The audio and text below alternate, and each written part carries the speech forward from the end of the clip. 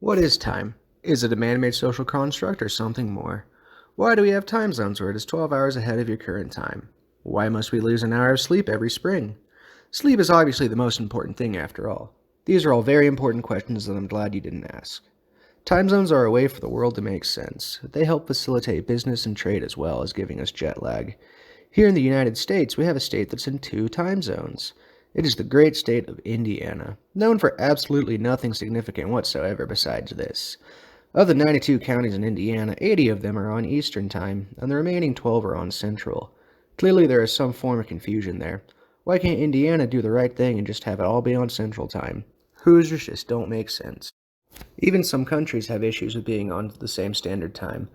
Kazakhstan, as of 2018, was on two separate time zones. Part of the country was an hour ahead. And then at midnight, they moved all their clocks back by an hour to be on the same time zone as the rest of the country. Time zones weren't always a thing. They were first introduced in 1878 by Sir Sandford Fleming, who proposed splitting the world into 24 different time zones spaced in even 15 degrees apart. The reason for the 15-degree separation is that the Earth makes a 24-hour rotation, and there being 360 degrees in a circle, 360 divided by 24 equals 15. That's just math, folks. Railroads hastened the need for a set of standard practices for time. In the days before time zones, they were using solar time, which is where we get the phrase high noon, due to noon being directly when the sun is overhead. Railroads finally agreed to standardize to this time in 1883 with a Prime Meridian Conference that was held in Washington, D.C. In 1884 to set Greenwich Mean Time as the Prime Meridian. Back in 1895, the U.S. adopted the Eastern, Central, Mountain, and Pacific time zones. That is what we have today. Thus began the law that Central Time Zone is the superior time zone. The Eastern Time Zone is 4 hours behind Greenwich, the Central Time Zone is 5, Mountain is 6, and Pacific is 7 hours behind. There is also something called Universal Standard Time that was created due to the Earth slowing down. This was done to add an extra leap second onto the time every few years. UTC was initiated in 1964, probably as a response to Beatlemania. There are countries in the world that are not on normal time zones. India, Iran, and Afghanistan are a few of them. They use half-hour time zones. There are also countries that use the 45-minute time zone. Nepal and other smaller island territories use this. Obviously, this can lead to a lot of confusion. Speaking of confusion, how about some real fun and awesome time zone facts? Did you know that you can be in multiple time zones at once? You sure can. In parts of Russia, Norway, and Finland, there are 3 time zones between them. That's like one per country. Okay. Here's another one. China only uses one time zone. It should use 5. This would be like if New York, Denver, Chicago, and LA all being on the same time zone. Crazy, right? Time zones sure are crazy. They help facilitate massive amounts of trade and make us tired when we cross them. But what type of implications do they have on Earth? Imagine if we didn't have time zones, and the whole world was just on one standard time in the modern day and age. What would commerce look like? If you had a trade partner on the other side of the world where the sun is up, how are you supposed to get anything done in the middle of the night? I personally do not want to live in that kind of world. It sounds awful. Having to wake up at odd hours to do anything would for sure disrupt your sleep. You know what else will disrupt your sleep? That's right, daylight savings time. The bane of everyone's existence come springtime and everyone's best friend come fall.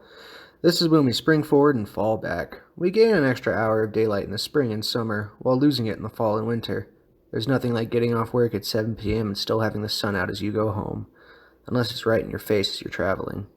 Daylight savings time was first suggested by a man named George Hudson, who was an entomologist who wanted more time to catch bugs after work. Nobody really cared about poor old George. It wasn't until 1906 when a British builder named William Willett started advocating for a daylight savings program for England.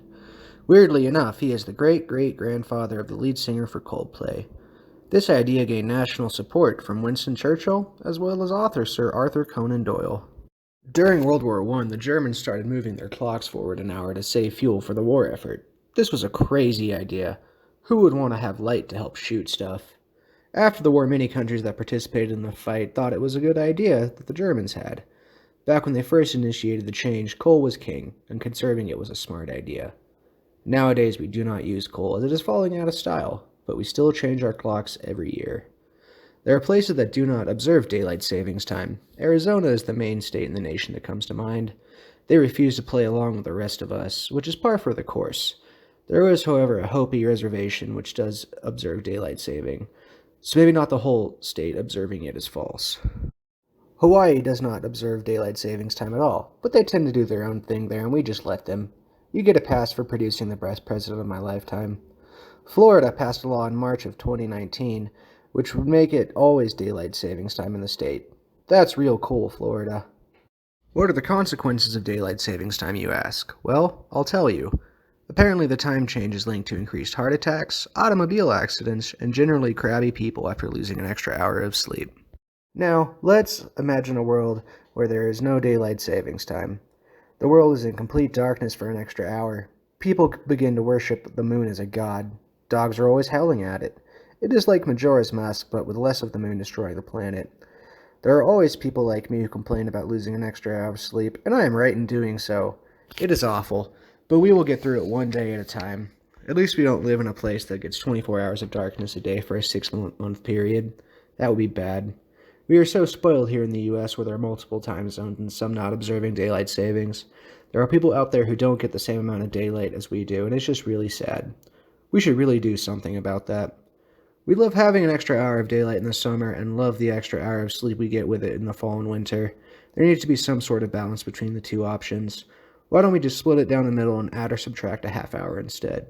That is some healthy compromise right there. After all, if there is one thing, we're known for its compromising, for sure, and not blowing stuff up. In order to solve this issue, why don't we just go to war with time itself? We must kill Father Time and slow the aging process down. If we do not, then the Time Lords will win, and we cannot have that at all.